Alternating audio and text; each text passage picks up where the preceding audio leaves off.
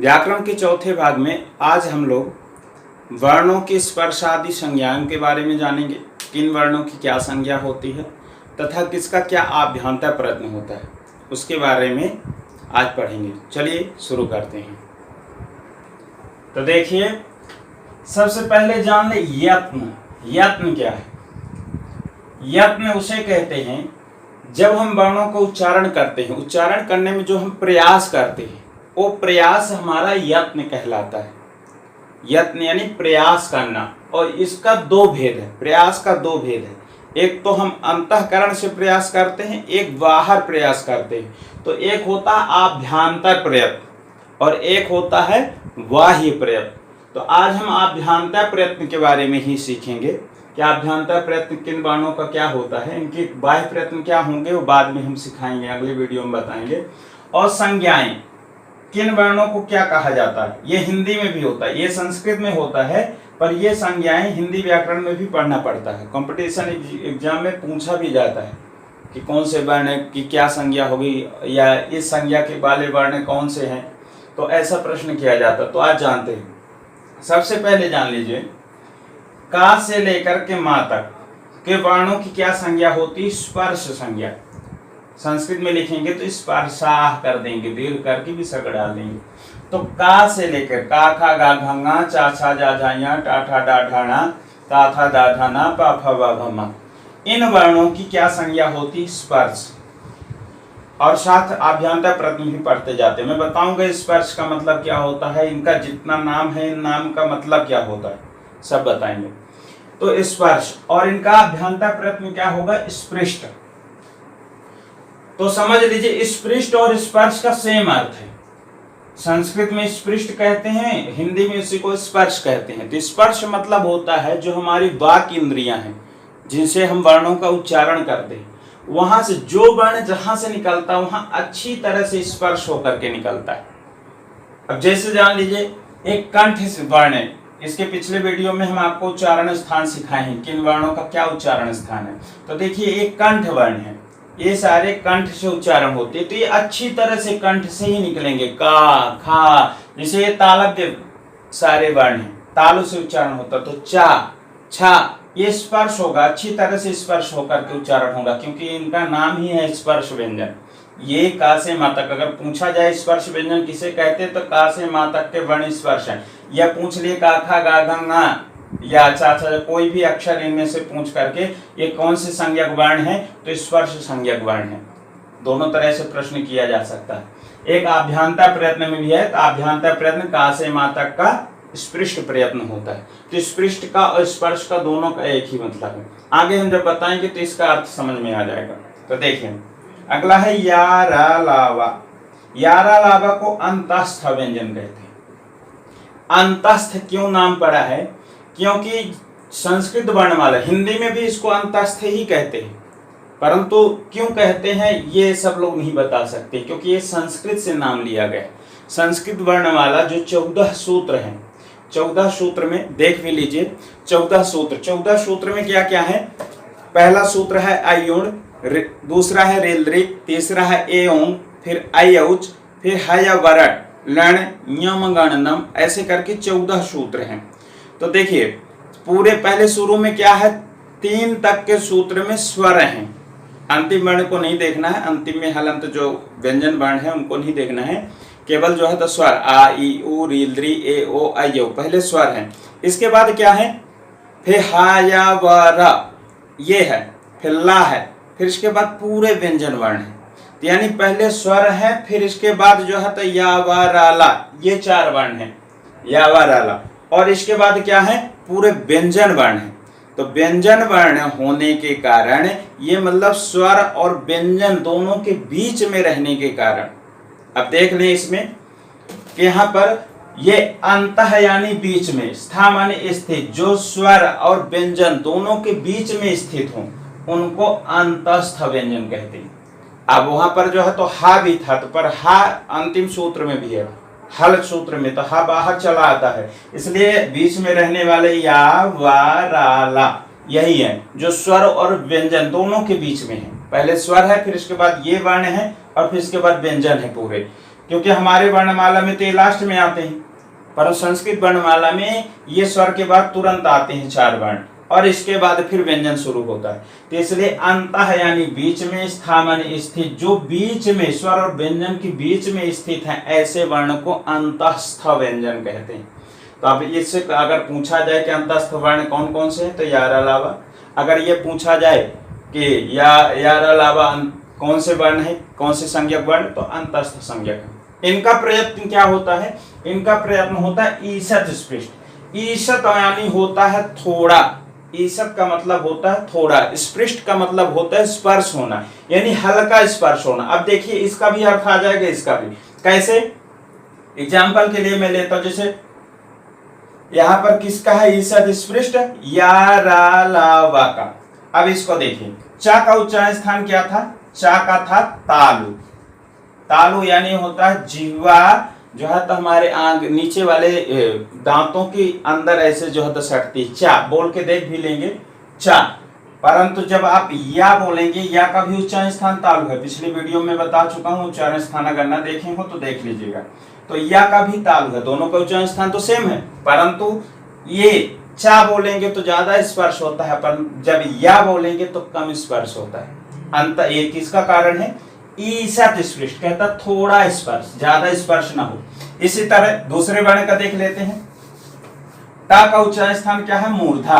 टा टा बोलते हैं तो मूर्धा, मूर्धा यानी होता है ऊपर का भाग, जीभ हमारी लटक कर ऊपर जाके स्पर्श करती है टा, परंतु उसी मूर्धन्य वर्ण रा भी है, तो रा रा बोलिए, देखिए हल्का स्पर्श होगा रा बोलने से। क्यों, क्योंकि ये ईसत स्पृष्ट वर्ण है, हल्का स्पर्श, इसमें तो पूरी तरह से स्पर्श है, इनको स्पर्श व्यंजन कहा भी जाता है, पर इसमें हल्का स्पर्श होता है। जब हम बोलते हैं तो होता तो है वहीं से उच्चारण, परंतु हल्का होता है।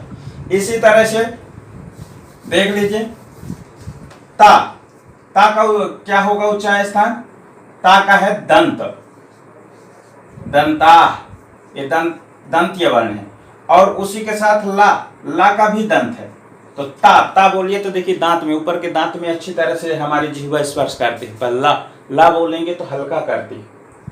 तो इस तरह से ये समझ लें कि यहाँ पर प्रयत्न का, मैं उस वीडियो में कहा भी था कि जब प्रयत्न बताऊंगा तो आपको बताऊंगा कि अगर उच्चारण स्थान सेम है तो फिर किसी में ज्यादा स्पर्श होता है, किसी में कम स्पर्श होता है, ऐसा क्यों होता है। तो यहाँ से समझ लें कि इनका ईसत स्पृष्ट प्रयत्न है, यानी कम स्पर्श, थोड़ा स्पर्श होना, इसलिए इनमें थोड़ा स्पर्श होता है। उच्चारण स्थान सेम होते हुए भी उच्चारण करने में थोड़ी सी भिन्नता समझ में आती है, ये तो वही बताएगा, क्योंकि आभ्यंतर प्रयत्न उच्चारण करने वाला ही समझ सकता है, बाहर सुनने वाला नहीं बताएगा कि आप कौन से आभ्यंतर प्रयत्न का प्रयोग कर रहे हैं या कौन से वर्ण बोल रहे हैं। परंतु जब बाह्य प्रयत्न बताएंगे, बाह्य प्रयत्न सुनने वाला भी अगर वो जानता है बाह्य प्रयत्न के बारे में तो सुनकर बता देगा आपने कौन सा वर्ण प्रयोग किया, मतलब कौन सा इसमें बाह्य प्रयत्न होगा।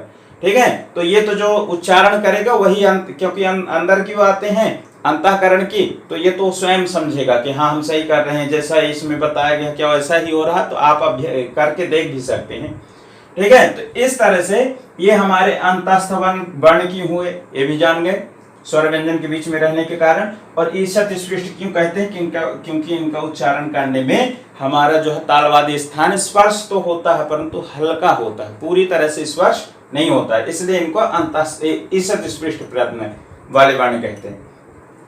अब आगे आया सा सा सा हा, ये सा शा सा हा, इनको ऊष्म व्यंजन कहते हैं। ऊष्म व्यंजन क्यों कहते हैं, क्योंकि जब वर्णों को उच्चारण करने में जो हम प्राणवायु का प्रयोग करते हैं वो प्राणवायु गर्म हो जाती है, जब इन वर्णों का उच्चारण करते हैं तो गर्म हो जाती है।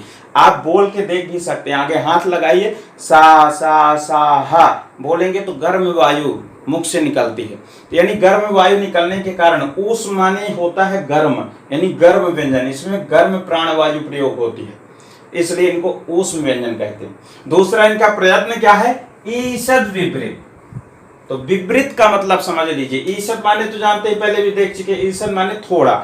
विपरीत का मतलब क्या होता है, विपरीत का मतलब होता है बाक इंद्रियां जो है अच्छी तरह से उद्घाटित हो, यानी जो हमारा मुख का भाग है वो अच्छी तरह से विकसित हो जब वर्णों को बोलते हैं। तो इसमें कहता है ईसद विपरीत, यानी विकसित हो पर ईसद थोड़ा हो, पूरी तरह से विकसित ना हो, इसलिए इनको जो है इनका प्रयत्न क्या है, ईसद विपरीत। आप शाह सा साहा बोलेंगे तो ज्यादा मुख खोलने की आवश्यकता नहीं पड़ेगी।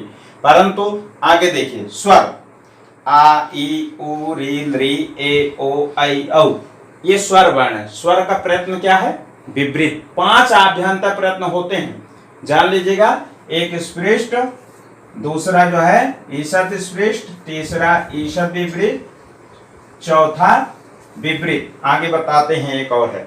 तो विपरीत, विपरीत का मतलब होता है, जब यहाँ विपरीत का बताए थोड़ा मुख खुलना, तो विपरीत का, क्योंकि ईशद लगा हुआ था, जब विपरीत बोलेंगे तो विपरीत यानी अच्छी तरह से मुख का विकास होना। अब आप अगर स्वर को चाहें कि हल्का मुख खोल के बोल लें तो नहीं बोल पाएंगे, इसमें अच्छी तरह से मुख का विकास होगा। विपरीत यानी अच्छी तरह से विकार हो, खुले। तो कैसा? आ ई उ री ली ए ओ ऐ औ, जो भी बोलेंगे उसमें जैसा मुख बनता है वो पूरी तरह से जो है तो उद्घाटित होगा, खुलेगा। ऐसे वर्ण को, जो एक वर्णों का, स्वरों का क्या होता है? विपरीत प्रयत्न होता है, और इसमें ईशद विपरीत होता है। अब रह गया एक और प्रयत्न, तो उसको भी देख लेते। देख लें, ये ह्रस्व आ है। ह्रस्व आ का प्रयोग में समृद्ध प्रयत्न होता है, केवल ह्रस्व आ का। ह्रस्व आ तो इसमें भी रहेगा, स्वर में, तो विपरीत प्रयत्न होता है। परंतु कहा गया ह्रस्वस्य वर्णस्य प्रयोगे समृद्धम, ह्रस्व आकार का प्रयोग में समृद्ध प्रयत्न होता है। और वैसे इसका जो है तो विपरीत प्रयत्न ही होगा, केवल प्रयोग में जब लेंगे तब इसका जो है तो समृद्ध प्रयत्न होगा। ये व्याकरण में कुछ प्रक्रिया है जिसके लिए समृद्ध की आवश्यकता पड़ती है, उसलिए किया गया। इसका समृद्ध अलग प्रयत्न है, बाकी विपरीत ही होगा स्वरों का। तो ये हम समझ गए 5 हमारे आभ्यंतर प्रयत्न है, स्पृष्ट, ईशद स्पृष्ट, ईशद विपरीत, विपरीत, समृद्ध। इनका मतलब भी समझिए। स्पृष्ट मतलब क्या होता है? अच्छी तरह से स्पर्श होना। ईशद स्पृष्ट का मतलब होता है थोड़ा स्पर्श होना। ईशद विपरीत का मतलब मुख का विकास हो पर थोड़ा हो। विपरीत का मतलब जो है अत्यंत पूरी तरह से मुख का विकास होना। समृद्ध का अर्थ होता है संकुचित, थोड़ा सा जो है संकुचित बोलने पर इसको जो है ह्रस्व आ का केवल प्रयोग में समृद्ध प्रयत्न किया। इधर भी हम संज्ञाएं भी जान ली, स्पर्श, अंतस्थ, ऊष्म और स्वर, इनको कहते हैं। तो ये हो गए। अब रह गए एक, क्या देख लेते हैं आगे का। इस चार्ट को मैं मिटा रहा हूं, देख लें। सभी व्यंजन वर्ण के बारे में तो मैं बताया था, आपको सब बता दिया था। केवल रह गए थे हमारे उनका कौन सी संज्ञाएं होती, वो भी आप देख चुके हैं चार्ट के माध्यम से, और उनके अभ्यंतर प्रयत्न क्या होते हैं वो भी। रह गया था हमारा क्षात्रज्ञ, इसकी क्या संज्ञा होती है? तो क्षात्रज्ञ ये संयुक्त व्यंजन होते हैं। संयुक्त व्यंजन कैसे होते हैं? क्योंकि क्षा कैसे बनता है? का और शा, ये शा मिलाएंगे तो क्या बन जाएगा? क्षा। अगर आपको देखना है कि क्या ये सही है कि नहीं है, तो मोबाइल में का लिख करके उसमें हलंत का चिन्ह आता है, चिन्ह लगाकर और शा लिखेंगे तो वो छा बन जाएगा। वो तो मोबाइल में हा तक ही वर्ण रहते, कीबोर्ड में हा तक वर्ण रहते। दूसरा क्या है? त्रा। स्पेलिंग भी देख सकते हैं। का की के होती है, सा की के एच होते हैं, यस एच होती है, के और यस एच। तो छा की क्या होती? के एस एच, यानी का शा मिलके बना है, इसलिए इसको क्षा बोलते हैं। क्षा, का और शा, क्षा। पर ऐसा बोलेंगे तो लोग, क्योंकि आ गया है इतना अभ्यास में आ गया है छा छा बोल बोल के, तो लोग छा ही बोलेंगे। का और शा बोलेंगे तो कहेंगे लगता है इसको बनता नहीं है या जानता नहीं है, पर इसका नाम शुद्ध यही है, क्षा। इसके बाद त्रा। त्रा क्या क्या मिलके बना है? ता में हलंत का चिन्ह लगाएं और रा, क्या बन जाएगा? त्रा। इससे मैं स्वर अलग नहीं कर रहा हूं, क्योंकि यहाँ पर सा में अगर हलंत लगाएंगे तो आ भी अलग होगा, तो हम ये नहीं दिखा रहे हैं, ठीक है, डायरेक्ट बनाए दे रहे हैं। तो ता और रा मिलाकर त्रा। स्पेलिंग भी देख लें तो इसकी टी होती, इसकी आर होती।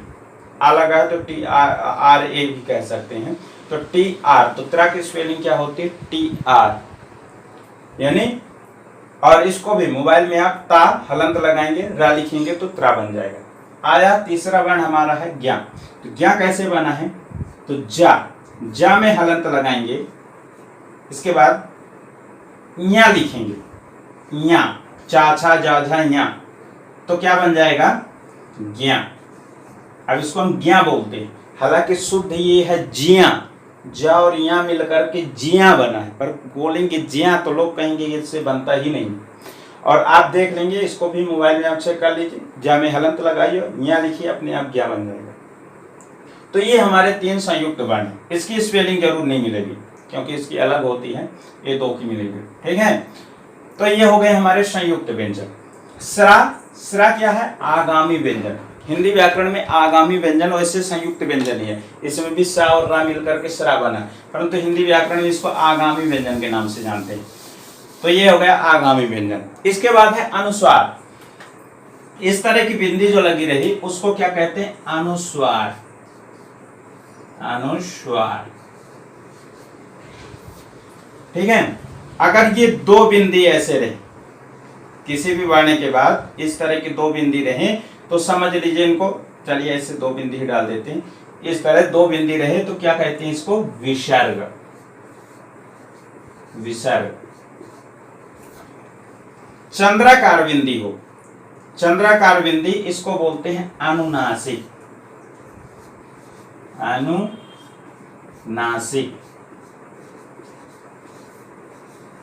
ये हमारे वर्ण हैं जिनकी आज संज्ञाएं हम जाने, तो इसको अनुस्वार बोलते हैं। विसर्ग, विसर्ग हो गए। और हिंदी में अनुस्वार और विसर्ग दोनों को मिलाकर बोलते हैं आयोगवाह। संस्कृत में भी आयोगवाह का प्रयोग किया गया है, आयोगवाह।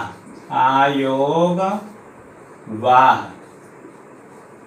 बोला जाता है। तो अगर पूछा जाए आयोगवाह वर्ण कौन है, तो अनुस्वार और विसर्ग। इसको अनुस्वार विसर्ग अलग अलग कहते हैं, दोनों को मिलाकर आयोगवाह। तो ये हो गया। अब अनुनासिक भी जान गए।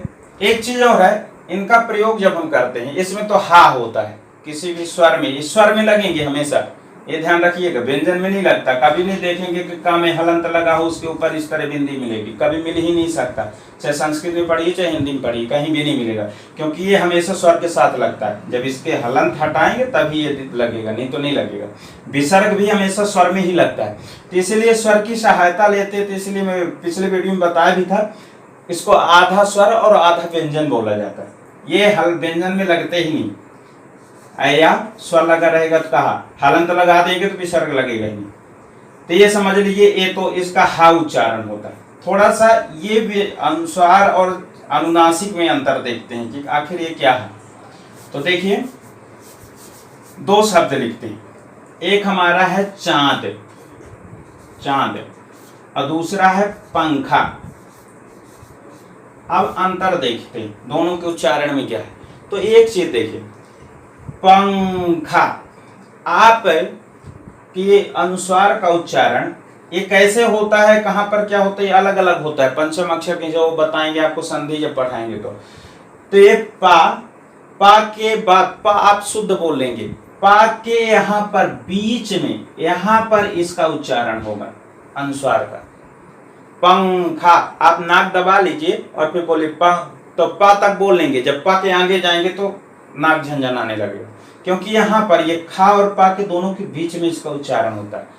और ये जो है, तो ये क्या होता है, ये आ में लगा हुआ है, तो ये आ है, आ में अनुनासिक आ बना दिया, आ बना दिया। ये यहाँ पर नहीं होता, बीच में नहीं होता, ये इसी के साथ में होता है। ये पहले चा था जो चा को चा कर दिया, पर ये पा था तो पा को पा नहीं करेगा, ये चा को चा कर दिया।